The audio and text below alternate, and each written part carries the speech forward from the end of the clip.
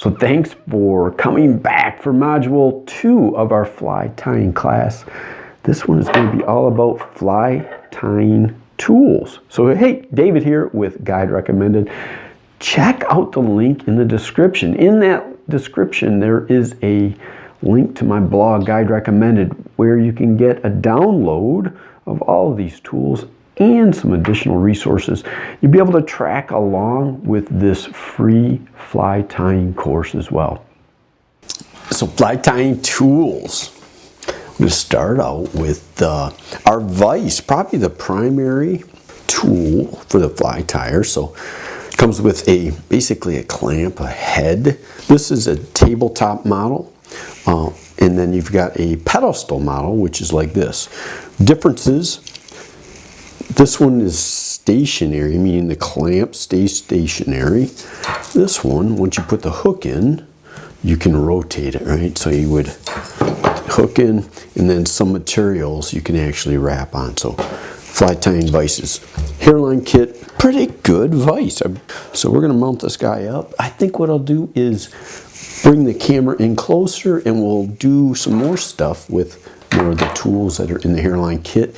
And so we have our vise. I'm sorry, you get to look at my red shirt here, but the clamps onto your desktop, and then you can adjust the height of this vise. And in a comfortable spot for you as the tyer. Keep the clamp like in front of you, right? So make sure everything's tightened down well. Our vise, let's get a hook real quick. Here's a little hack as we go through. I like having little magnets around. In fact, on my Renzetti, I actually glued a little magnet pad on the bottom, so if I drop a hook or something, it's there. Or if I want to keep tying, I'll put 5 or 6 hooks out. Clamp our hook in. Point is out. The shape of the hairline vise, the clamp, isn't going to allow you to always keep the barb out of the hook, okay? If you look at this Renzetti, very fine point and just clamps onto a little part of the hook versus a little bit larger clamp for the hairline kit. So we got her in there tight. Next tool on our list is a bobbin, right? It looks like this. Arms on it that hold your thread. Okay, slip that in there. Tension, we'll talk about tension in a minute. It's in there. Let's get our thread out. It's something with most threads for fly tying. You'll have these yellow caps that will hold the thread. Heck, let's just do it. We're instructing here, right? Put your thumb over the edge and you can just pull it into that area. It's just a simple little cap that's on the end of that spool, right? Take them off, swap them around if you need to. But again, thread, hold it over, and then just pull it in. That way it doesn't unwind on you, right? Cut this off nice and square.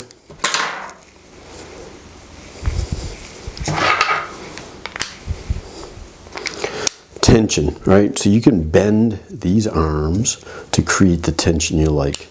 I'll show you what I like. That'll be a good starting point for yourself. But you can revise this as needed.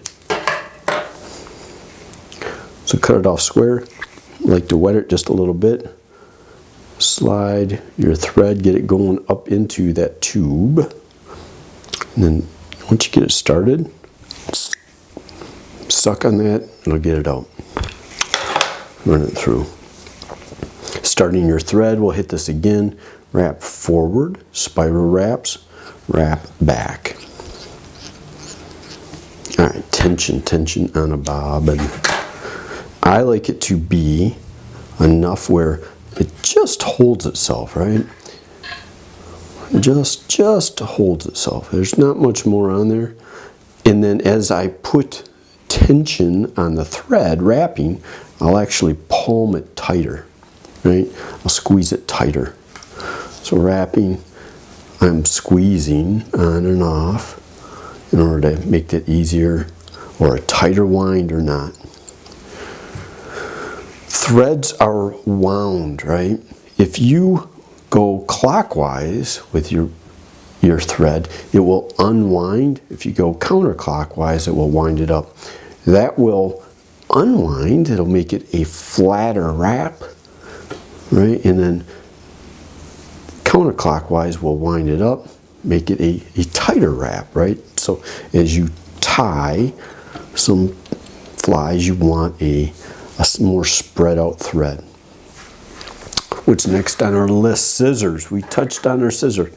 The Hairline kit comes with a serrated blade scissor. They're kind of a special scissor for fly tying. The blades are actually small serrations on there that grip the materials as it cuts. So if you can, that's one of the key things why you want to avoid cutting hard materials with the tip.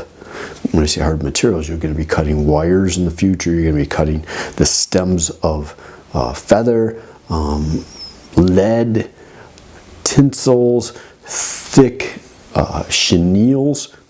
Cut those items back in the base of the, right? And then save your tips for those finer cuts, right? If you can, even avoid and get some general purpose scissors if possible. Next is hackle pliers. These little funny looking things, right? What do you use these for? Let's get a little piece of hackle, right? If you end up with a short feather, a shorter feather, right? We're going to be talking about prepping, which is a feather later on, a hackle. You cut a little bit of those fibers as you go. But if you end up with a short hackle, right, you will use something like a hackle plier. You can use it also as a weight applying to something that's hanging off as well. Say a weight, right? It'll hang down. But you can use this to keep your fingers out of the way while you're wrapping. So I'm going to wrap this forward a little bit. And I'll demonstrate a quick little tie off of a hackle. All right, hold it up, hold my feather up, wrap over the stem inside here, over the stem. Usually 2 or 3 wraps will do it. Cut close, and then put in another wrap or 2 to secure that in place. Next, hackle pliers after that is our hair stacker. All right, so this guy right here, 2 pieces.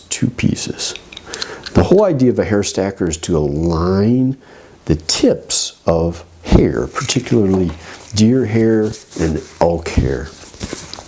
So you cut off a little smidge, right? A lot of times you'll hear me talk about a toothpick, you'll hear me talk about a pencil. You cut off a smidge of hair. You pull out the underfur. It's the little fuzz. That fuzz will stop the hair from stacking. You may also have to pull out some kind of loose hairs, right? That might show up here. Say it's really long, different size from the rest. You place those into your stacker, tips down, and you stack it on something hard. Tap it a half a dozen times, open in the horizontal position, and your tips will be aligned. When you tie in hair, you're going to pinch. I'm pinching solid here, right? A very solid pinch.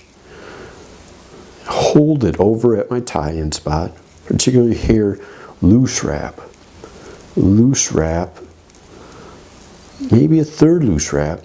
I'm still holding my finger and thumb tight, keeping that material right where I want it to stay, and then I pull this down. Tighten it up, right? And then from here you can manipulate the hair a little bit. I'm just doing loose wraps back, kind of gathering up that hair into a shape, a wing shape, and then tight wraps forward. Put one more tight wrap in here, gather up that hair, snip it, usually on an angle. Why on an angle? Later on when we're doing a buck tail streamer, you want to transition. Another little hack, you can pull these individual hairs out pretty easily. You want to have a smooth transition. So that is hair stacking. Dubbing needle. These little guys right here, little point. Use this for applying head cement. Perfect application right here. So let's mock up a head, wrap forward, wrap back. Slow placing my threads right where I want them, right? Applying head cement, your dubbing needle. Put it on. Put that right wherever you want to place it. A light. You want to get a light. 5500 Kelvin light bulb is a good light. You can get them if you really shop around in an LED. Less heat with that. A natural light, 5500 Kelvin is best. Have something that you can, gooseneck so you can move it around the way you like. Dubbing needle also has a half hitch tool. Wrap it around. We'll talk about the knots in the next lesson. You also will get a whip finish tool, right? Put it over. I'm holding fingers on my bead, wrap. Gives you a knot right where you want. So, but we'll talk about those knots here in a minute. So those are the basic tools for fly tying. So remember to subscribe, right? You're not going to get a notification unless you hit the subscribe and the notification of when the next video comes up. I'm trying to do a bunch of stuff here. Fly tying, product reviews. I love fly fishing, and getting folks to use the right equipment is important for success. The other one is just going to be some straight out fishing trips, some tips and tricks on the river, on whatever body of water you're going to be. So subscribe.